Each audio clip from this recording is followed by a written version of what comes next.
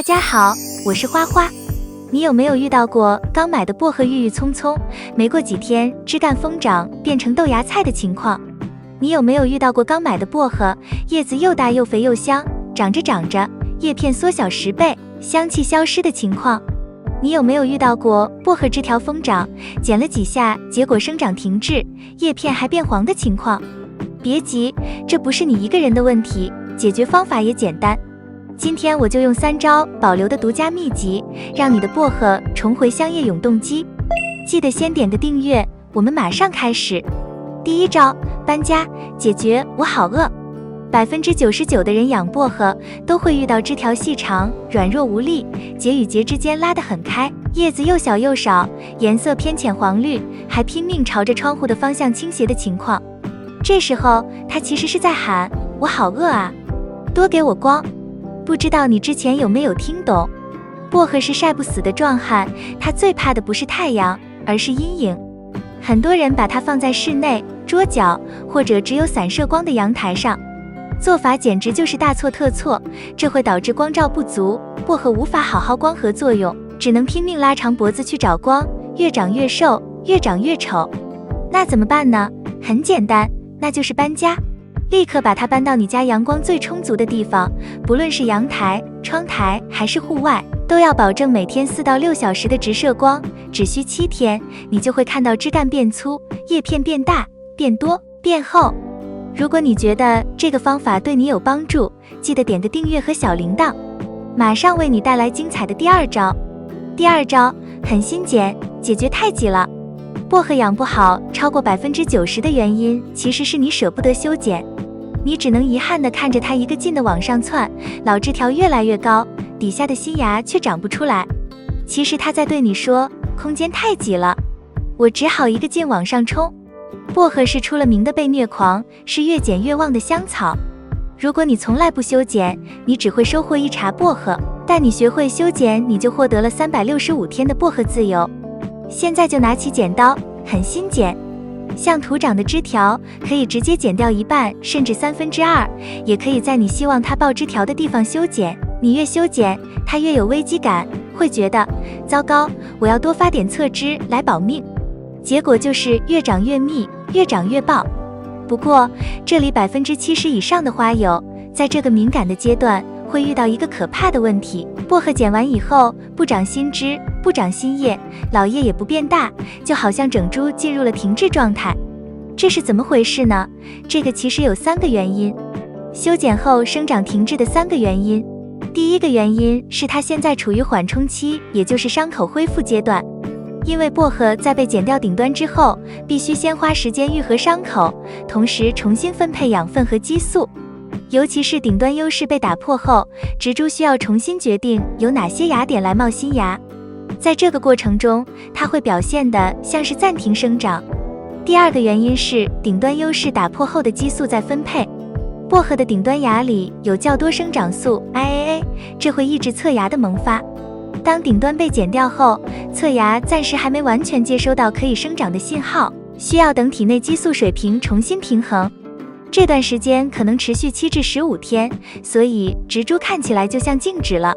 第3个原因是能量重新分配。毕竟修剪前能量主要供给顶端枝条，而修剪后能量暂时没有出口，它会优先补充根系和茎干组织，而不是立刻催生新芽。等到根系储备够了，新芽才会一起冒出来。遇到这些情况的花友们，首先是耐心等待。修剪后的薄荷需要7至15天的缓冲期，这是生理规律，不是养护错误。这个时候保持环境稳定，别急着换盆、加肥或频繁搬动是成功的密码。另外，如果2周还没有发芽的话，尝试轻微刺激，在叶叶位置轻轻掰掉一点老叶，或在剪口下方轻轻划破一点点皮层，这样能刺激芽点萌发。最后的建议是分批修剪，不要一次把整株全剪光，最好保留一些叶片做光合作用，给植株提供能量。解决了一个可怕的问题，又来了一个棘手的问题。有些花友说，修剪后等了10多天，薄荷还是生长停滞，怎么办呢？这时候就要考虑另一种情况了。修剪后长期生长停滞的原因和办法。1、根系负担过大。修剪掉大量枝叶后，薄荷的根系仍然保持着原本的规模。地上部分吃饭的人减少了，但地下部分提供饭菜的厨房还在消耗能量。根系和枝叶的比例严重失衡，植株会先抑制新芽生长，优先让根系慢慢缩减到合适的水平。你会看到的现象就是枝条不长，叶子也不大，但根系过于粗壮或密集。办法就是检查根系与土壤，轻轻松土或翻盆，观察是否有根系过密或腐烂。如果根系太挤，可以剪掉部分老根，换上疏松透气的新土。2. 枝条剪得过度。如果修剪时把所有顶端和叶片几乎都剪光了，薄荷就失去了主要的光合作用工厂，这会让它丧失合成能量的能力，导致长时间停滞。具体的表现是新芽迟迟不出，老叶慢慢发黄，整体弱化。所以一定要保证最低叶片量，不要剃光头，要保留一部分健康叶片，确保光合作用能持续。这样，即便顶端剪掉了，植株也还有能量去推动新芽萌发。3. 潜在的土壤或根部问题。修剪本身对植物就是刺激，如果在这之前根系就已经闷湿、板结或轻微腐烂，修剪后植株就更难恢复，因为它需要能量修复，但土壤环境不给力。它会表现为枝条颜色暗淡，叶片发黄或掉落，但没新芽。适度营养补充。停滞超过2周后，可以少量施加稀薄的磷钾肥或有机叶肥，例如稀释过的腐熟叶肥，帮助刺激新芽分化。但千万不要一上来就是氮肥，否则土长问题又会重演。4. 季节与温度因素。薄荷对环境敏感，在高温闷热的夏季，修剪后它可能进入休眠保护，不再贸然长新芽。在冬季，低温环境也会导致它生长停滞。气温持续偏高或偏低时，也会长时间无新芽。这个时候可以用指甲轻轻掰掉节点上的老叶，或者用牙签在芽点附近轻轻划破一点皮层，模拟伤口信号。这样能让植物的激素重新聚焦在这些位置，促进新芽萌发。促进萌发后，如果还没有进展的话，就等到环境适合的时候再补救吧，否则可能被你折腾死。第3招，饿一下，解决我好闷啊。薄荷变丑还有一种情况，就是枝条长得快，叶片看起来很大，却薄薄一层，味道寡淡，整株软绵绵的。这其实是它在抱怨，我好闷啊，光长个不长肉。原因就是你太心疼它，给它施了过多的肥，尤其是氮肥。